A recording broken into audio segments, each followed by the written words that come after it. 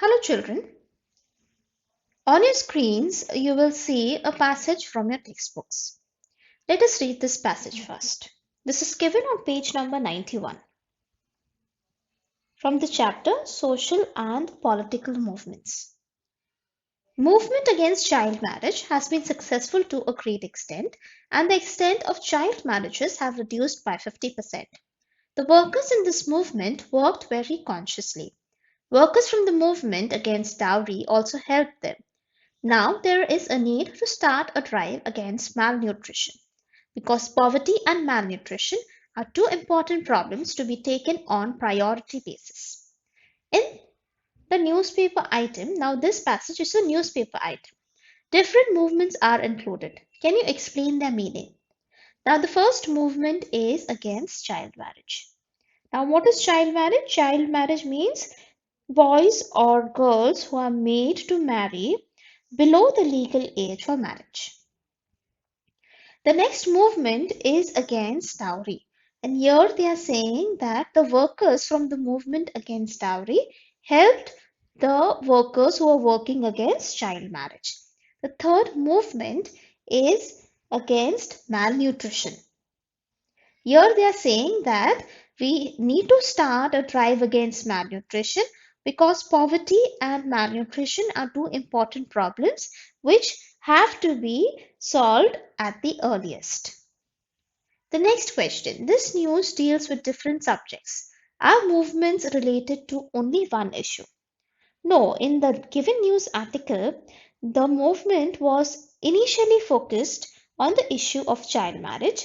However, we see movements working against dowry, which is also related to marriages, and the movements striving to eradicate malnutrition affecting children from poor families also join the main movement. Third, if different movements cooperate with each other, will they be more effective? Yes, if different movements cooperate with each other, they will be more effective. Why? Because sometimes the objectives of different social movements are related to each other and they can be more easily achieved when the movements are organized together. So, children, from this passage, what do we come to know?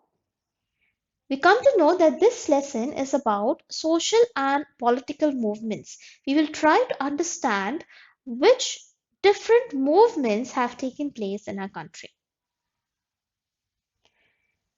First, let us see what is the scope of political parties. Now, political parties, we know they compete for political power, they win elections, and they try to resolve the problems of the common man. Political parties normally have an all-inclusive perspective, a comprehensive perspective. They cannot just concentrate on one particular issue. They adopt policies taking into consideration the interest of all. The farmers, laborers, businessmen, women, youth, senior citizens, etc.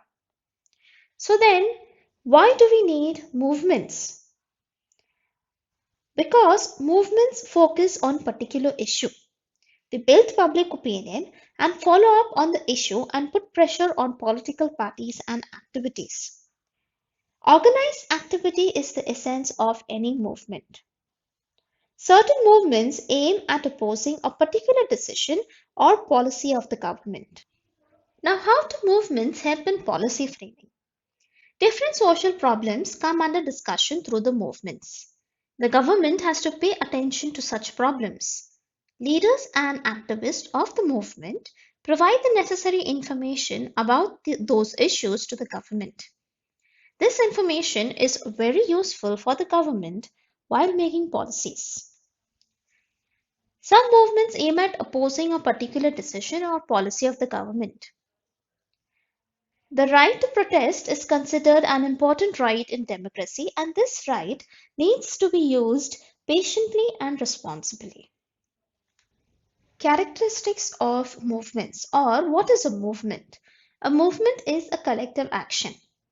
People's active participation is expected in the movement. A movement can be formed when people come together in the interest of a particular issue or a particular subject. For example, pollution. A movement has a particular social objective or a focused problem, like the movement against corruption aims at ending corruption. Movements have a leadership. Now, leadership is important because it keeps the movement active. Objectives of the movement, strategy of agitation, program of action, all this is possible only when they have a strong leadership.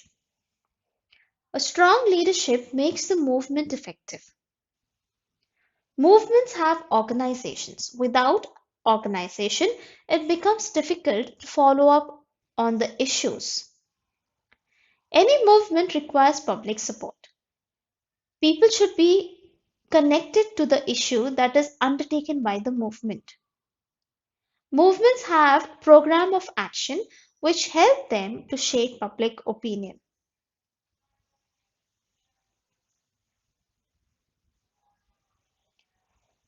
Do you know? Civic problems need not originate only in the social sphere. They can emerge from any section of society. In India, especially in Maharashtra, many social reform movements were started and society started getting modernized. Our struggle for independence was also a social movement. The issues like protecting rights of the citizens, right to vote, minimum wages, economic security are the focus of political and economic movements. Swadeshi movement is an important economic movement. Now, children, we are going to look at important movements in India. The first one is tribal movement. Now, in pre-independence period, the British government deprived tribal people of the right to livelihood on the forest resources. Because of this, there was tribal uprising in Kollam from Chota Nagpur, Gond from Orissa, Koli Billa and Ramushi from Maharashtra, Santal and Munda from Bihar. The tribal struggle has gone on continuously since those years. Tribals in India face a number of problems. One major problem is they are denied a right over forest. So the main demand of the tribal movements is to accept the right over forest, and they should be allowed to collect products of forest, and they should also have a right to cultivate on forest land. The next is farmers movement. During the British period, farmers started getting organized because of the anti-Indian policies of the British colonial government. Farmer movements in Bardoli, Champaranya, and movements against revenue collection, all these children I'm sure you must have heard of. The farmers' movements were inspired by thoughts of Mahatma Phule, Justice Ranade, and Mahatma Gandhi. Due to some reforms in agriculture, like the tenancy laws, laws relating to tilling of the land, etc., the farmers' movement slowed down. However, after the Green Revolution, the farmers' movement became more active and effective. Now, the Green Revolution aimed at increasing agricultural production and achieving self sufficiency. However, the Green Revolution did not benefit the poor farmers. The divide between the rich farmers and poor farmers increased, and because of this, the poor farmers were dissatisfied, which led to the beginning of farmers' movement.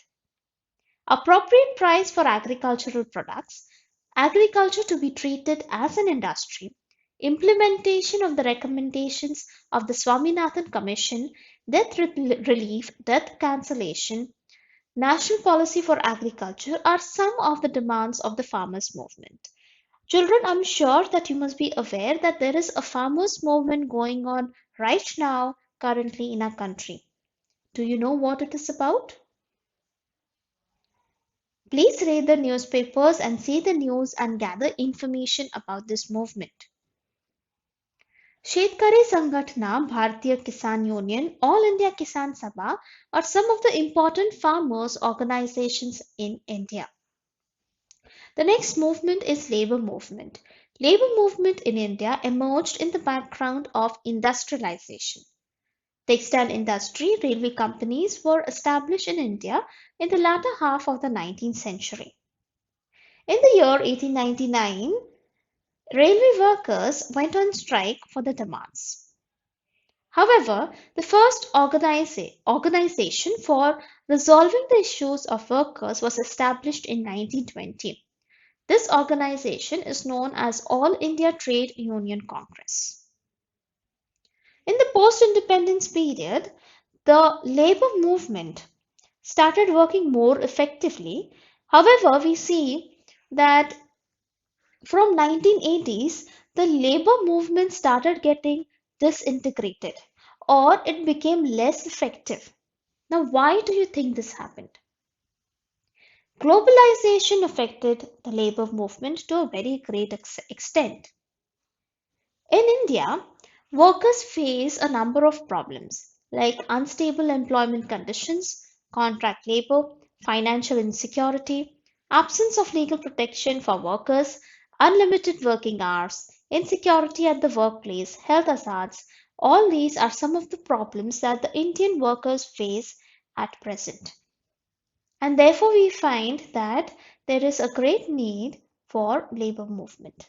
Women's movement. In the pre-independence period, a lot of initiatives were taken to improve women's condition in society. Women had to undergo a lot of injustice and they were exploited. Now, these progressive men or these initiatives were taken up so that women could lead a respectful life and participate actively in social life. Ishwar Chand Vidyasagar, Raja Ram Mohan Roy, Mahatma Jyotirao Phule, Savitribai Phule, Maharshi Dhondo, Keshav Karve, Pandita Ramabai Ranade all took initiative in ending the practice of sati and child marriages. Reforms such as widow remarriage, women education, right to vote for women, they were all possible because of the initiatives or the movements started by these people.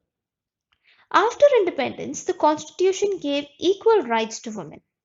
In spite of this, we see that women were still not treated equally in several fields.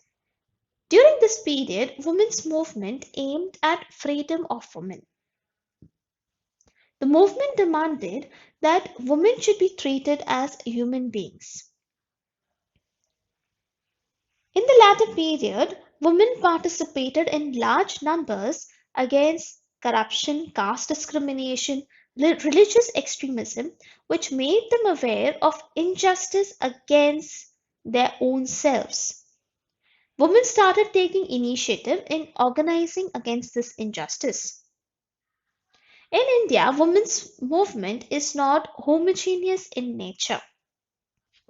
Homogeneous means that the women's problem is not same or not alike everywhere in the country. In different parts, women face different problems. However, women's movements at various levels are taking up issues like women's health, social security, financial independence, and empowerment. Women today face the challenge of equal education and women being given a status and prestige as human beings. Let us look at environment movements. Now, children, we are all aware that environmental degradation is a very serious problem both at national and international level. At international level, several movements are working to stop the deterioration of the environment. We see a significant international cooperation in this field. In India, many movements are working on different aspects of environment. The environment movements are taking up issues like protection of biodiversity, protection of different sources of water, protection of forests, green belt, pollution of rivers, use of chemicals and the ill effects, etc. Consumer movement. Consumer movement emerged in India after the Consumer Protection Act, which came into existence in 1986. This movement believes that each member of the society is a consumer. Due to the changing nature of social and economic systems, Consumers face different problems. Problems like adulteration, increasing cost of items, frauds in weight and measures are some of the problems that consumers face. The consumer movement, it works to protect consumers from such type of frauds. And in case if a person or the consumer faces any problems, they can always approach the consumer court. Next, we are going to see in a textbook, one passage is given about someone called the Waterman of India. Dr. Rajendra Singh, also known as Waterman of India, has brought water revolution in Maharashtra. So in this passage, we are going to see a movement related to water. He became famous because of building thousands of johar in Rajasthan. He revived rivers in the desert of Rajasthan. He formed an organization which was called Tarun Bharat Sangh, which worked for building 11,000 johar in hundreds of villages. All over India, Dr. Rajendra Singh he started campaign for water conservation, revival of rivers, forest conservation and wildlife conservation. His social movement is active for last 31 years. He won the Stockholm Water Prize, an award known as the Nobel Prize for Water. The post-1980 movements are called new social movements. Why? Because the nature is different from earlier movements. These movements are issue-based, and we try to organize issue-based mass movements. Now, children movements are important. Why? Because it increases the participation of people in public life. So children, in this lesson, we have seen different types of movements. Let's revise what are they. The first is tribal movement. The tribal movement was undertaken to protect the rights of tribals over forest resources and to give them right to cultivate forest land. The next movement is farmers movement, which was undertaken to protect the rights of farmers in terms of appropriate price for agricultural products, agriculture to be treated as an industry, implementation of recommendation of Swaminathan Commission, etc. The next type of movement we saw was labor movement. Now, labor movement was undertaken to protect laborers in terms of their employment conditions, the financial insecurity that they faced, etc. The next type of movement is women's movement. This was undertaken to give equal rights to women in whatever sphere and in whatever respect you speak of. The next type is environment movements, which was undertaken to protect the environment. The last type that we saw was called consumer movement, which aimed at protecting the consumers from problems like adulteration, frauds in terms of weight, measures, etc. So children, with this we complete explanation for this lesson. Thank you for listening. Goodbye and take care.